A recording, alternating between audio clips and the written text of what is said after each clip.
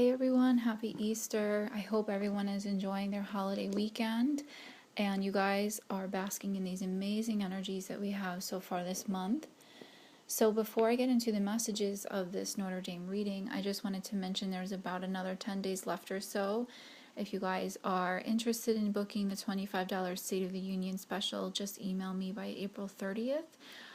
It is a general overview reading into your beloved dynamic, and I look into what current blockages are still there and how to shift them and a general time frame of when they'll be shifting. Feel free to email me too if you guys have any further questions on it. I probably won't be on here again before the end of the month, so I just wanted to mention that. And this reading, I'm having a bit of trouble fully interpreting what I feel is going on here, because I do feel that it is on such a grand scale, and oftentimes it's hard as mere mortals, right, to fully understand God's plan in the grand scheme of things. And I do feel that it is something very, very, very profound that has occurred, and I'm saying that because I was given this specific date about a month ago, and just to be clear, I almost never will get a specific date. I will get a general time frame, I will get, or something linked into an astrological aspect, but never like a specific date. And this is, not uncommon, as you know, for intuitives, because time is like such an elusive concept anyway. So I knew that when I just kept hearing over and over and over again from my guides, April 15th, April 15th, April 15th, I knew that it was something pretty powerful. And I thought it was actually going to be something completely different, something of a political nature. But I was told that it would be really a message for everybody, that something would be revealed on that day. But I actually didn't see it of a spiritual nature. And when I saw the cathedral on fire on TV, I was really taken aback, and I realized that there was something even more powerful going on here than I had originally thought. And while I do feel that it was arson, and I have been told that it was, and actually there is some information circulating out there now that points to that, it still was God's will. Obviously the divine could have stopped that incident. And as you guys probably are aware as well, hundreds and hundreds of churches have been set afire over the last year and a half in France. So there is something deeper going on as far as that's concerned. But this particular fire in this particular church, I feel, was releasing some very powerful energy into the collective.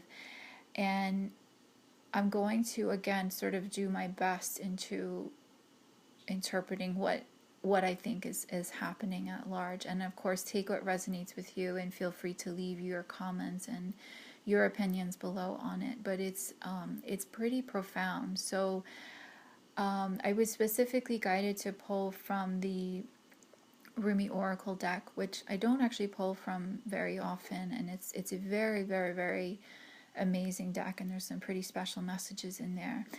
And so the card that I got, I read the passage that was channeled by the author. I think it's Alana Fairchild, and the message actually from the book didn't fully resonate, and then I realized the reason why I pulled a card was because I was led to the Rumi poem that is associated with the card, and I'll have it written down below in the box below. But when I first read, even just the first line of the poem, I was like, oh my goodness, you can't make this stuff up. This is why I was drawn to this particular deck and this particular card.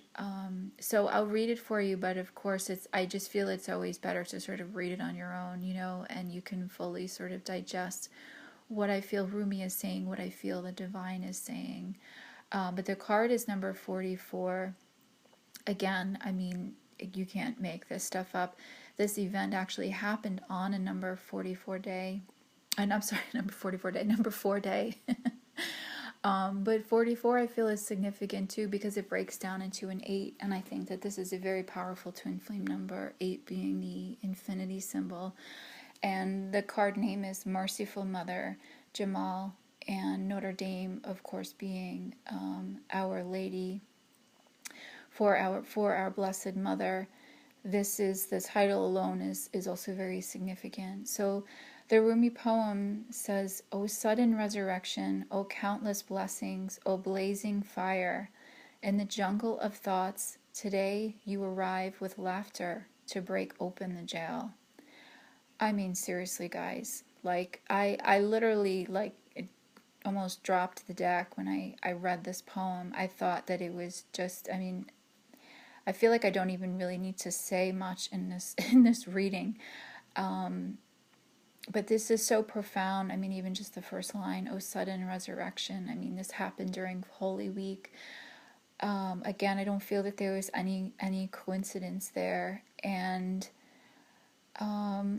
this concept of, I was really drawn actually to the word sudden. And I'll tell you why, because I only pulled this card just yesterday for this reading, and I've been sort of contemplating on the general messages the last few days of the significance of the fire. You know, so this is before I even was led to this poem, and I was given this notion to be prepared, to prepare, that something could suddenly come in, something could suddenly shift or change within the energy, within our divine unions, within your personal life. And like we were almost on the brink of something, like be prepared, something could shift any moment. And I know, like, in our day-to-day lives we sort of get sort of like complacent or bored, or things don't really seem to be happening or shifting, and you forget sometimes that, like, in the blink of an eye your whole life can change. Anything can change. I mean, even when I met my twin, you guys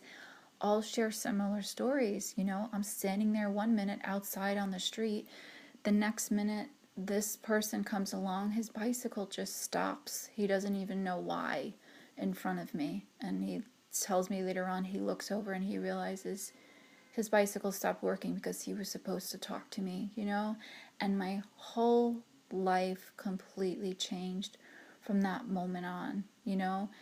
And it's just that notion that it's like, you know, good, bad, or indifferent, things can shift like that. Your entire timeline can shift like that. It can just be so sudden. And to just always be in a positive vibration, be in a state of gratitude, be in a state of love, be in a state of forgiveness, because you never know when you're going to be asked to step into a higher purpose, or, you know, run into your twin again, or anything, you know. And there was just this, I just kept getting this notion from my guides, like, be prepared, be prepared. And then when the first line again, "Oh sudden resurrection," it's like at any moment, you know.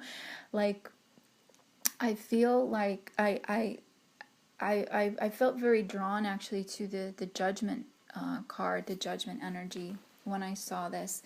And I didn't actually pull that card in the reading, but the picture, as you guys probably remember on the card, you know, it is about an angel in the sky, and they're blowing this trumpet, and all of a sudden the masses just sort of awake from their slumber, and they're suddenly being called to service, or being called to whatever, you know, however you want to interpret that card. And it just happens like that in a flash. And I feel that the message here is also strongly tied into our unions and into our mission here on earth, and how the divine masculine, you know, we always say he's sleeping, nobody is sleeping, nobody is awake, you know. But at the same time, at any moment,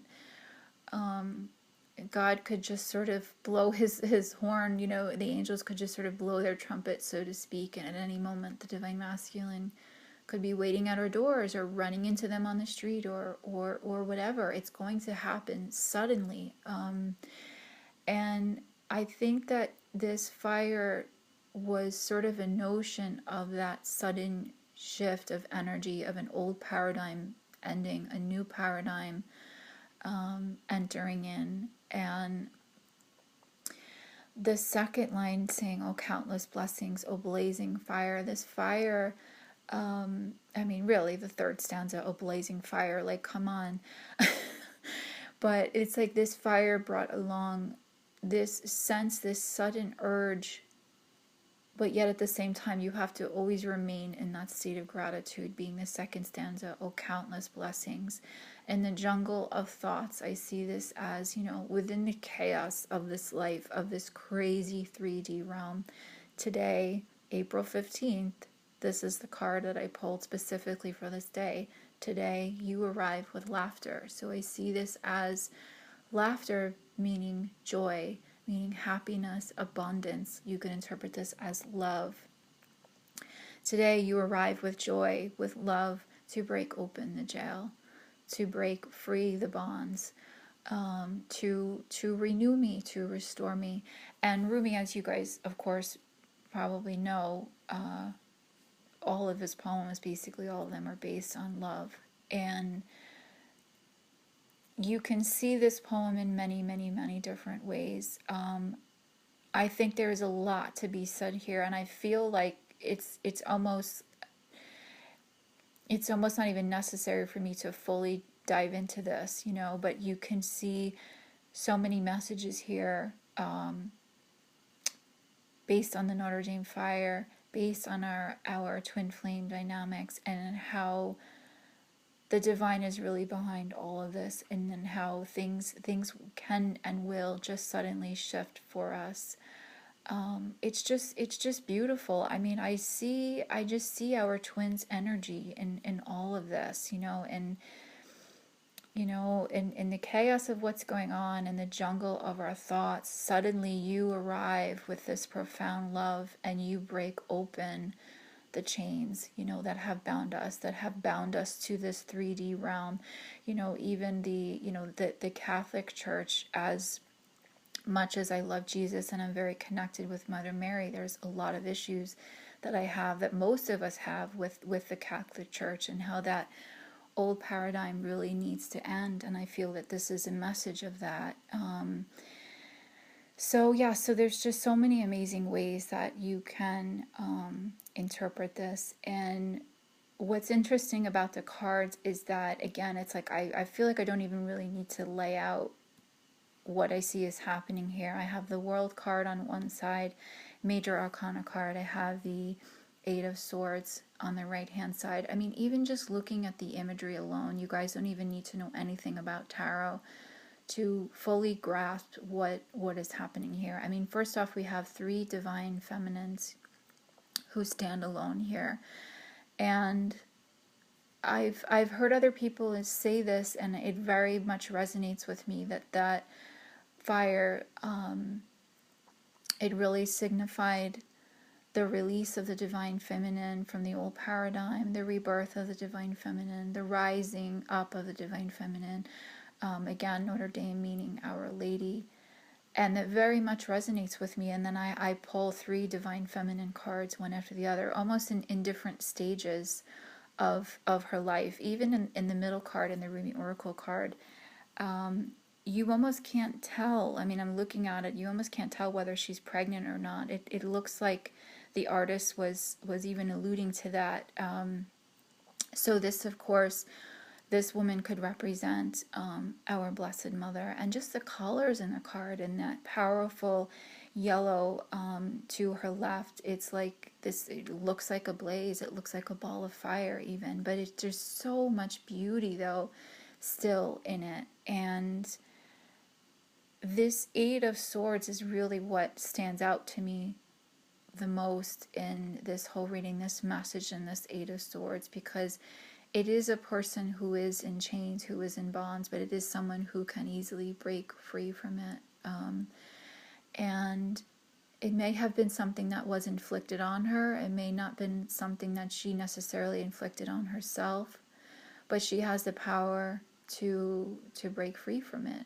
And I do feel the divine feminine, something shifted that day for us, that there was this very powerful, powerful, dramatic shift in the divine feminine energy. Even Rumi states, the last stanza of the poem, to break open the jail. This love arrived on that day to break open the jail, to break free of those bonds, those chains that you can see in this Eight of Swords. You know, I mean, I see this as our twins too, our twins arriving on, you know, the powerful day that they did to sort of break free the chains. And it's not so much like break the chains of us, to release us from whatever we were, you know, we were experiencing. I mean, we are collapsing many, many, many timelines, thousands, if not millions of years of timelines within these connections.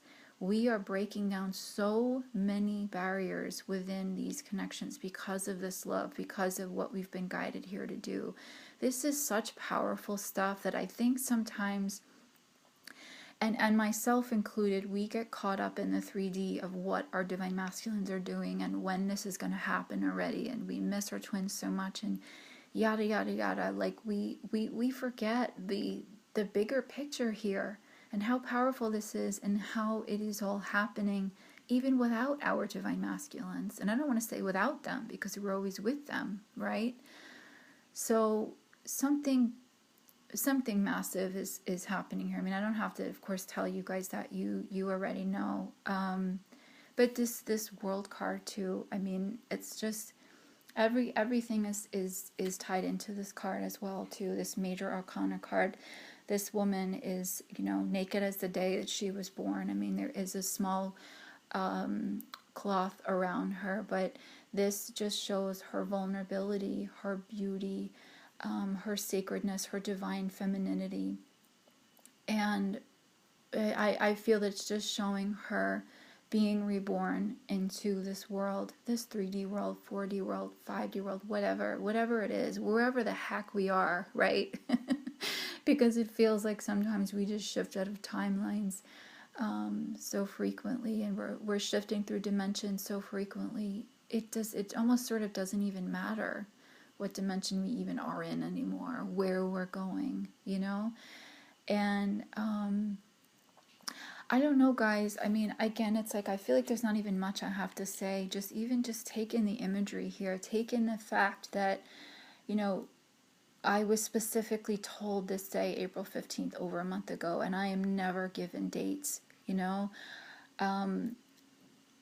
This is profound. I mean, I'm curious to hear your thoughts as well. I mean, there's actually one final thing I do want to say. I did shuffle these cards, and then at the bottom of the deck, I got the King of Swords. And I actually decided not to picture it here, and I'll tell you why. But you guys heard me say a million times by now, he arrives as my divine masculine. He represents my divine masculine twin. And it's just so beautiful that he was at the bottom of the deck. And you a lot of times that will arrive as a crowning energy, but I almost didn't see it as that. I almost felt it as like the divine masculine always backing us, always being there, always being at like the bottom or the center of everything, the base, the stronghold. And it's almost like he was silently there, kind of hiding, like, I'm here, I'm always here, I'm always with you, I'm supporting you, I'm supporting the rise of the divine feminine. And there was just this quiet masculinity, this quiet strength within the energy of the card, that I decided not to picture it, because I almost felt the divine masculine saying, like, no, it's not about me. This is not about me. Like, this is about you. This is about you finally, after lifetimes and lifetimes of being in these chains, this eight of swords energy, being in these bonds, you know, whether it was inflicted on the church or by governments or by whomever, it's time to break free. Sorry guys, I actually had to just hit pause and re-record the last part, because I started to feel extremely emotional towards the end when I was channeling what I felt the divine masculine had to say to us in the King of Swords card. I had a very unexpected purge just come through. It's exhausting when you purge for the collective, isn't it, guys? No, but seriously though, it was extremely extremely powerful what I just felt. I I really feel that something powerful did happen for the Divine Feminine on that day, and there was this incredible release of energy for us. And I feel that it's not until the Divine Feminine is given her proper due and shown proper respect on Gaia that these unions can fully take place. And I know that we've obviously have all done a ton of work in collapsing those timelines and those old patriarchal paradigms, and we all, I mean, really, it's you guys out there that are doing it. You know, twin flames, light workers. You guys are divine feminines. I mean, we have to really give ourselves so much credit. I think we get so caught up sometimes in what is happening in our, you know, in our unions, and what's happening in our divine, what's happening with our divine masculines, that we forget to really look upon ourselves and see, and just see how far we've come, just see how incredible we are, really, just as